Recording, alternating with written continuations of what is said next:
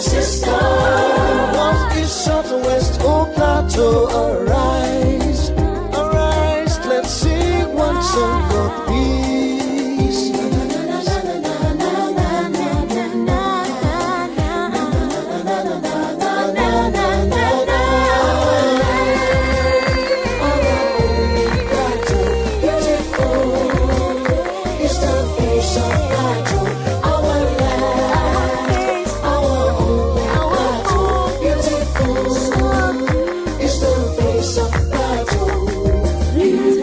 Beautiful Plateau State, beautiful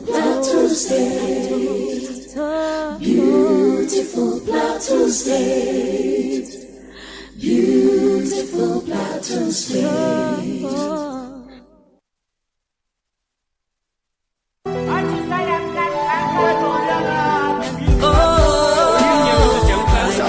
Invest in Plateau the Beautiful.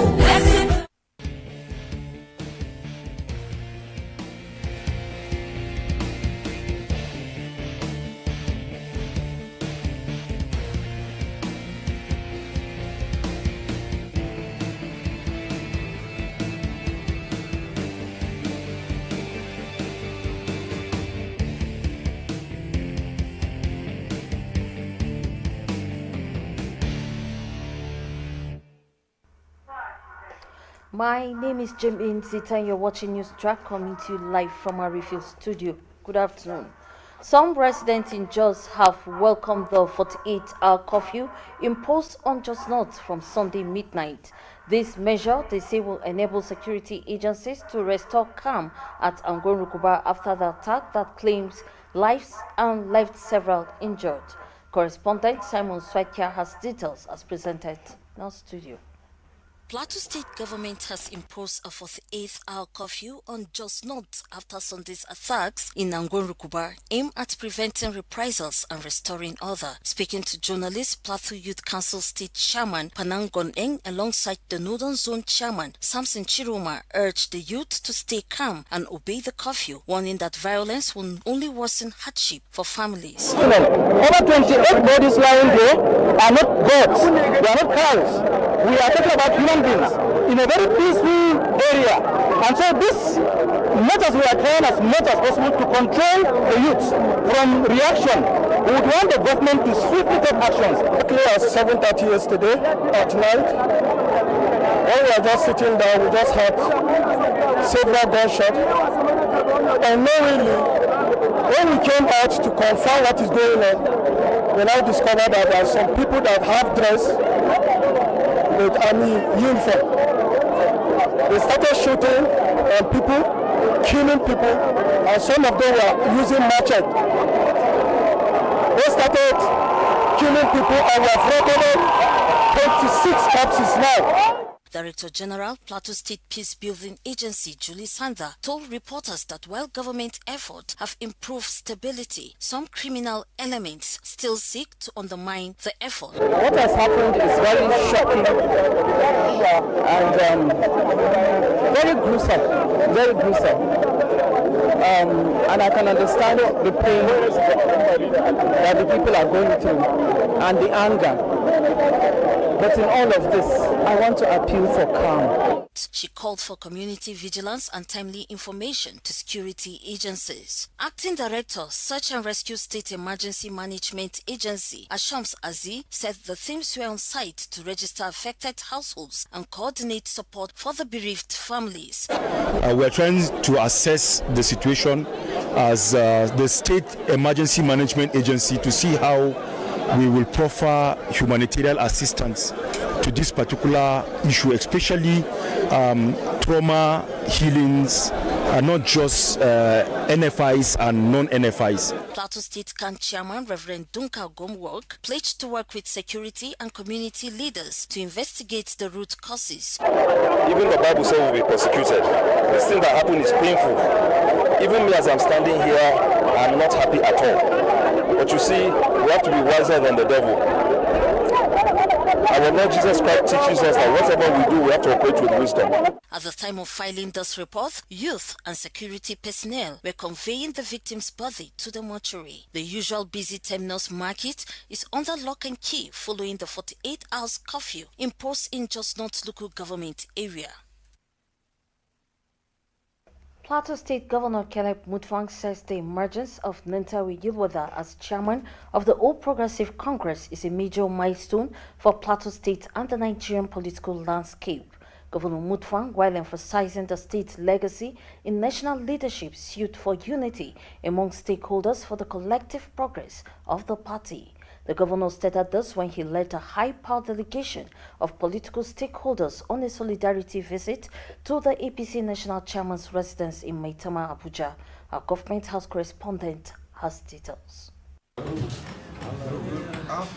Speaking during the visit, Governor Caleb Mutfwang described his recent trip to the Netherlands as both inspiring and eye-opening, noting the vast gap in potato production between Nigeria and the European nation. He revealed that while Plateau State accounts for the bulk of potatoes consumed in Nigeria, yield remains significantly low compared to global standards. Governor Mutfwang assured the delegation of his administration's strong political will, policy support, and an enabling environment for investments across agriculture, horticulture, and livestock production. Seeing what the Netherlands has done with the size of the country and the deployment of technology, it reinvigorated my belief that we can change the story of potatoes in Nigeria on the plateau. That's why when we came back, we decided we are no longer going to call it Irish potatoes. We now call it plateau potatoes. We are determined to change that story. And I believe that your coming on this visit is a statement that you want to partner with us to be able to change this story. Netherlands ambassador to Nigeria, Bens van Loosdrecht, underscored the importance of partnership, noting that Dutch companies are prepared to support Plateau State across the entire agricultural value chain from production. We sincerely apologize for that mix-up. The Independent National Electoral Commission has recognized the faction of the National Working Committee of the People's Democratic Party, backed by the Minister of the Federal Capital Territory, Nyesom Wike. The electoral body reflected the development on its official website on Monday, where it published the updated leadership of the opposition party. Those listed include Abdulrahman Mohammed as National Chairman and Samuel Anyawu as National Secretary, alongside other members of the party's national leadership.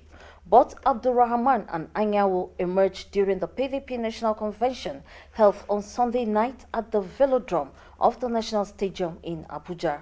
Members of the NWC were re-elected through consensus after the National Caretaker Committee was dissolved.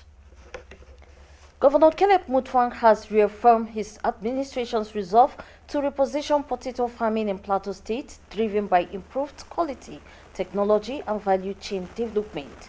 The governor made his resolve known when he received the Netherlands ambassador to Nigeria, alongside a delegation of Dutch entrepreneurs at the government lodge in Asokoro, Abuja. Our government house correspondent completes the report.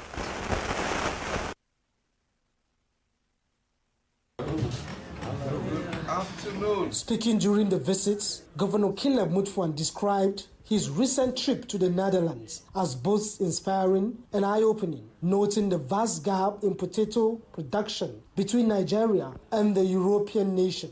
He revealed that while Plateau State accounts for the bulk of potatoes consumed in Nigeria, yield remains significantly low compared to global standards. Governor Mutfwang assured the delegation of his administration's strong political will, policy support, and an enabling environment for investments across agriculture, horticulture, and livestock production. Seeing what the Netherlands has done with the size of the country and the deployment of technology, it reinvigorated my belief that we can change the story of potatoes in Nigeria on the plateau. That's why when we came back, we decided we are no longer going to call it Irish potatoes. We now call it plateau potatoes. We are determined to change that story.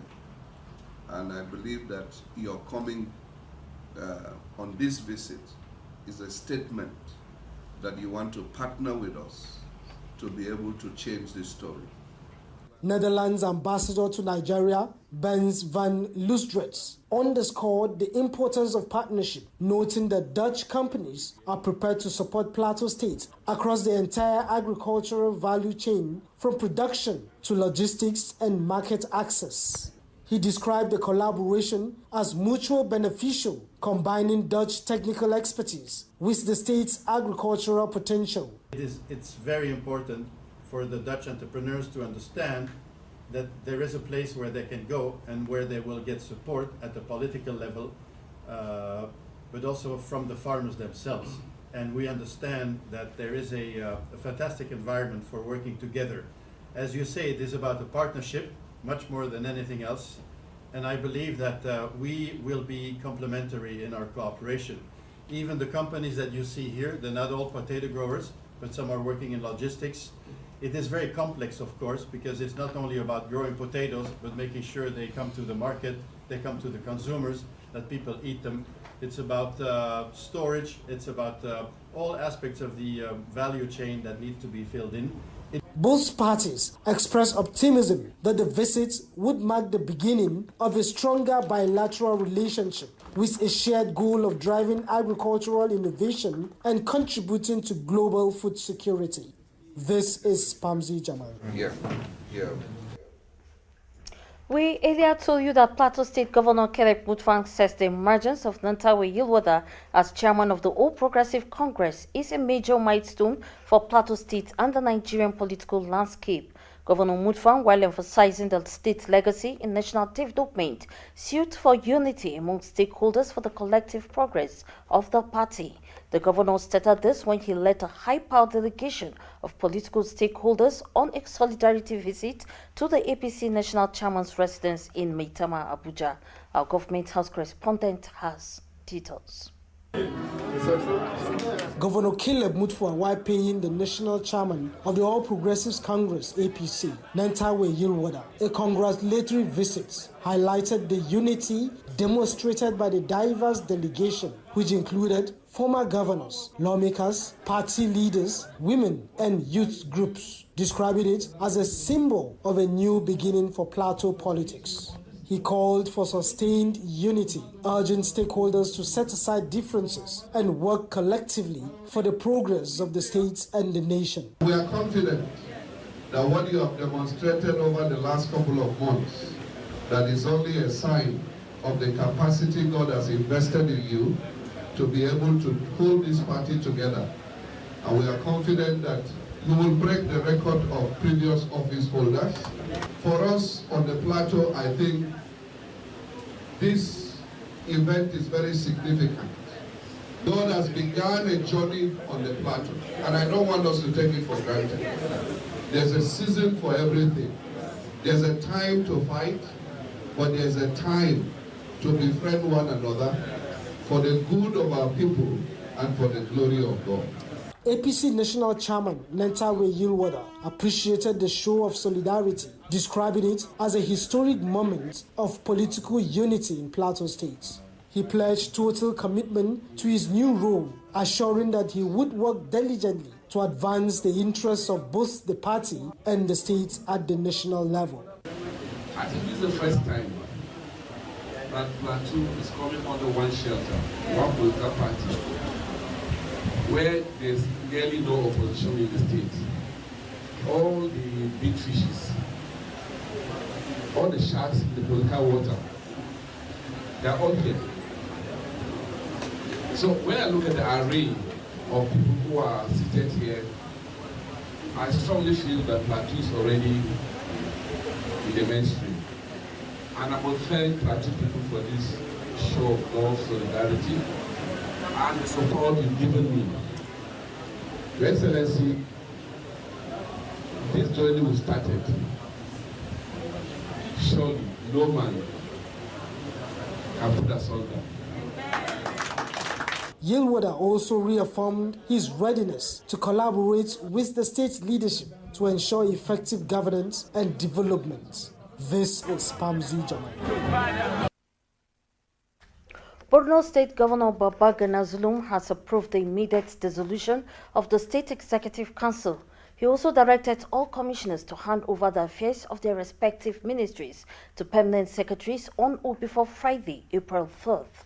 The decision, according to a statement issued on Monday by the Secretary to the State Government, Bukar Tijani, is aimed at providing an enabling environment for council members who may wish to contest elective positions in the forthcoming general elections.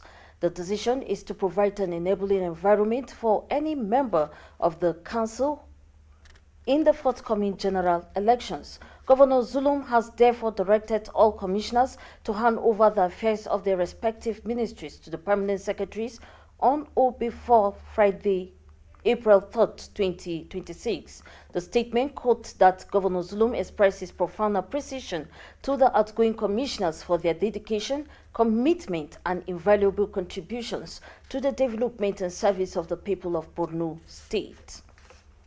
Political office holders have been reminded that everyone will give account to God for their stewardship on earth. Chairman, Regional Church Council RIM, Reverend Elia Dahol, chilled the challenge during a special prayer session organized for the liaison officer to Governor Caleb Mutfwang in Riom, Timothy Danton, who is also aspiring for the Birkin-Ladi Riom Federal Constituency seat. Our correspondent, Simon Swakia, was at Kokin Local Church Council Bachit, and his report is presented from our studio.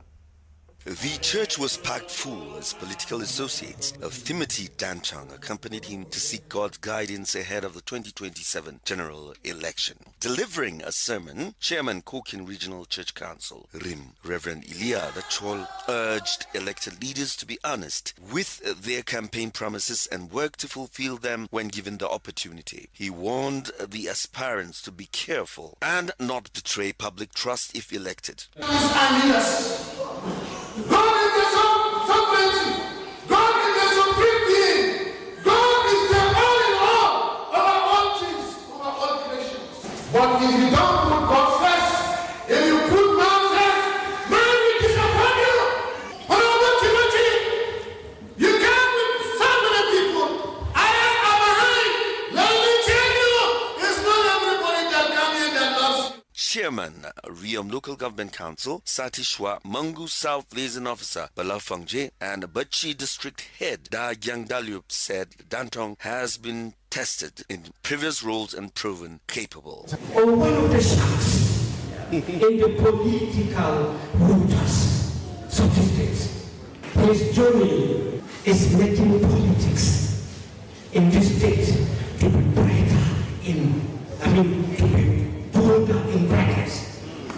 People of Riom and Barkiladi will know that yes, they have sent a representative, a man who can stand for them.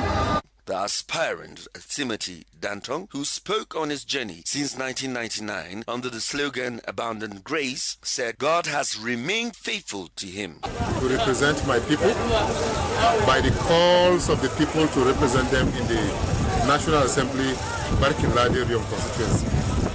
I feel that I will need to seek the face of God and know the direction that God will take me in this aspiration. In their separate remarks, Riom Legislative Leader Dahos Mafeng and Chief of Staff Dabo Dauda described the aspirant as a grassroots advocate. Someone that tested him at the House of Assembly.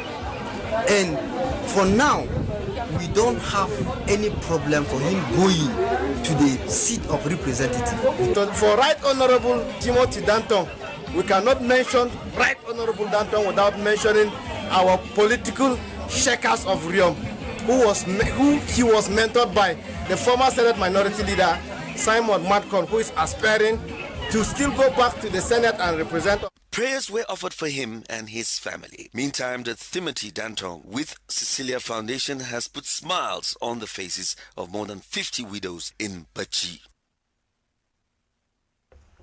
And on the foreign scene, a Russian tanker carrying oil to Cuba has entered the waters of the communist-run island, Russia's Interfax news agency reports the oil shipment, the first to reach Cuba since January, comes out after U.S. President Donald Trump said that he had no problem with countries, including Russia, sending supplies to the island.